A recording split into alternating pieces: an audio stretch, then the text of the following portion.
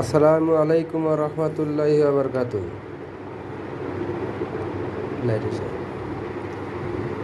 আমার বাসায় একটা এসি এলইডি লাইট নষ্ট হয়ে গেছে। তে ভাবলাম মনে মনে যা এটা তো অনেক বড় দেখা যায়, কিন্তু এর ভিতরে কি আছে এই জিনিসটা নিয়ে একটু চিন্তা করলাম। তে ভাবলাম যে নষ্ট যেহেতু হয়ে গেছে তাহলে একটু খুলে দেখি যে এর ভিতরে কি আছে। তাহলে পরে দেখলাম লাইটটার ভিতরে কি কি আছে।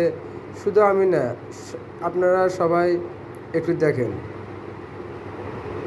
লাইটটা হলো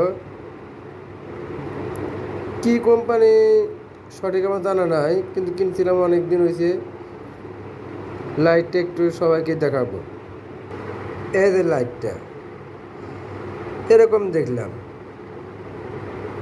লাইটটা আমারটা ভেঙে গেছে, এজন্য আর কি একটু দেখতেছি যে কীভাবে কি আছে, কীভাবে কি করলো, চিন্তা ভাবনা করে এজন্য দেখলাম।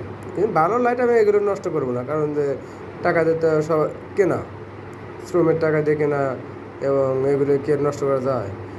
তো যাই হোক, লাইটটা একটু দেখায়, আপনারা একটু দেখেন যে ভিতরে কি আছে। আস্তে এ দেখেন, শুধু একটা মোবাইলের ব্যাটারি, মোবাইলের ব্যাটারি ছাড়া আর কিছুই নেই। দেখেন,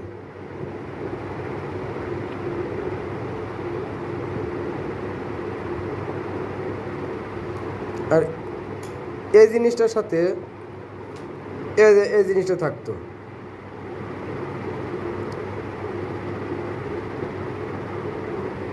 আচ্ছা, তাহলে এখন দেখেন, এই মোবাইলের ব্যাটারি আমরা অনেকে ফেলে দিই, একটু চার্জ থাকে না, হয়তো বা পুরনো হয়ে যায়, চার্জ কম থাকে, ফেলে দিই।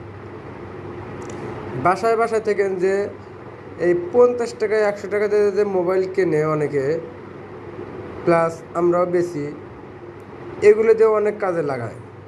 যেমন ব্যাটারি দেওয়া একটা লাইট তৈরি করছে, আর বিভিন্ন পাল্টে বিভিন্ন জিনিস তৈরি করে, হয়তো বা এক ফোনের জিনিস অন্য ফোনে সেট আপ করে দেয়। এটা মেকানিক্যাল করে কাজ।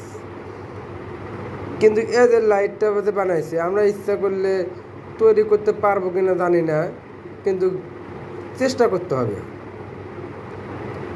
এই যে এখানকার লাইন, এই দুইটা লাইন নিয়ে এসে আপনার লাইটে, মেন লাইটে, আর এখানে এই যে আরেকটা দুইটা পয়েন্ট